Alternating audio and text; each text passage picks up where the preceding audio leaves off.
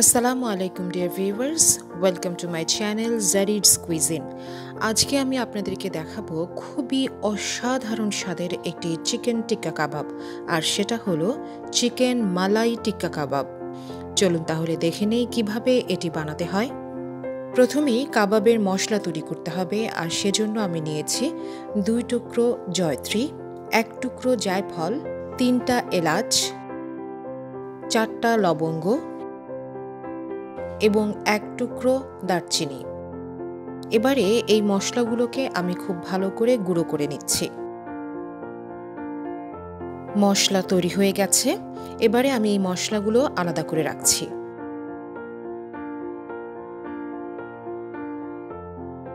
এবারে কাবাবের জন্য প্রিপারেশন।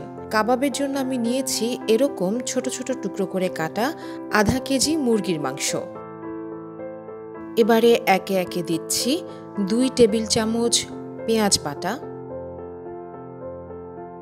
2 টেবিল চামচ রসুন বাটা,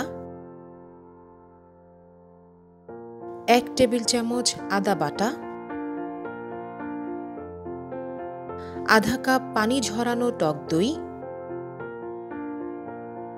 আধা চা চামচ হলুদ গুঁড়া, 1 চা চামচ মরিচের গুঁড়া, 1 চা চামচ ধনিয়া গুঁড়া, লবণ স্বাদ মতন, 1 টেবিল চামচ মেয়োনেজ, তৈরি করা কাবাবের মশলা, পুরা 1 কৌটা ডানো ক্রিম দিয়ে এবার আমি পুরো মাংসগুলোকে মাখিয়ে নিচ্ছি।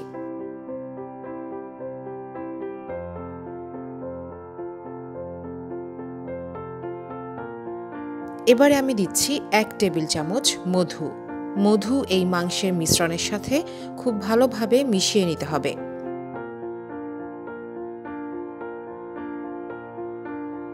কাবাবের মাংসের সাথে সবগুলো উপকরণ মেশানো শেষ।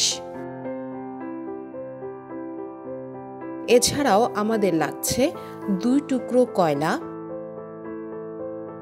1 চা চামচ সাদা গোলমরিচের গুঁড়া এবং আধা কাপ সরিষার তেল। এবারে এই মাংসের মিশ্রণের মাঝখানে আমি একটি ছোট বাটি বসিয়ে দিচ্ছি। কয়লা দুটোকে খুব ভালোভাবে পুড়িয়ে আমি এই বাটির মধ্যে বসিয়ে দিচ্ছি। সঙ্গে সঙ্গে এই পাত্রটিকে একটি ঢাকনা দিয়ে ঢেকে দিতে হবে, যাতে কয়লার সম্পূর্ণ ধোঁয়া এই মাংসের মধ্যে ঢুকে যায়। এভাবে আমরা ঢেকে রেখে দেব 1 ঘন্টা। 1 ঘন্টা পর আমরা ঢাকনা খুলে মাংসের মিশ্রণের ওপর থেকে কয়লার টুকরোগুলোকে সরিয়ে নিচ্ছি।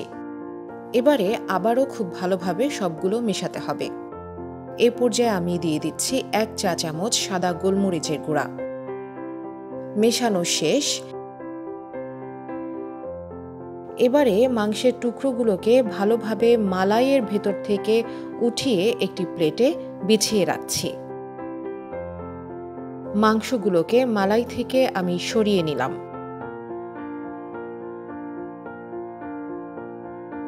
এবারে একটি ননস্টিক ফ্রাইং প্যানে আমি সামান্য সরিষার তেল ভালোভাবে ব্রাশ করে দিচ্ছি। ননস্টিক ফ্রাইং প্যান আমরা এজন্য ব্যবহার করছি যাতে মাংস প্যানের সাথে লেগে না যায়। আপনি চাইলে ননস্টিক ফ্রাইং প্যান নাও ব্যবহার করতে পারেন, সেক্ষেত্রে যে কোনো ফ্রাইং প্যান বা কড়াই হলেও চলবে। এবারে আমি মাংসগুলোকে এর মধ্যে দিয়ে দিচ্ছি এবং খুব ভালোভাবে উল্টিয়ে পাল্টিয়ে ভেজে নিচ্ছি। প্রায় 5 থেকে 6 মিনিট পর্যন্ত আমাদের এই মাংস মিডিয়াম আঁচে ভালোভাবে ভেজে নিতে হবে। আমাদের টিক্কা কাবাব ভাজা শেষ। ঠিক একইভাবে আমি পরবর্তীতেও বাকিগুলো ভেজে নিচ্ছি। মালাইয়ের জন্য আমরা বাকি সরিষার তেল একটি সস প্যানে ঢেলে নিচ্ছি। এবারে মালাইয়ের মিশ্রণটি আমি তেলের মধ্যে দিয়ে দিচ্ছি এবং খুব ভালোভাবে নেড়ে দিচ্ছি।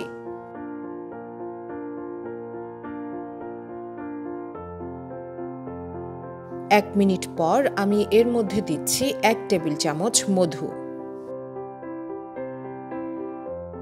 মধু দেওয়ার পরে খুব ভালোভাবে মিশ্রণটি মধুর সাথে মেশাতে হবে।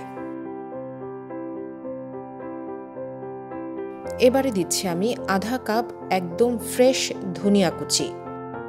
ধনিয়া কুচি খুব ভালোভাবে মিশ্রণের সাথে মেশাতে হবে।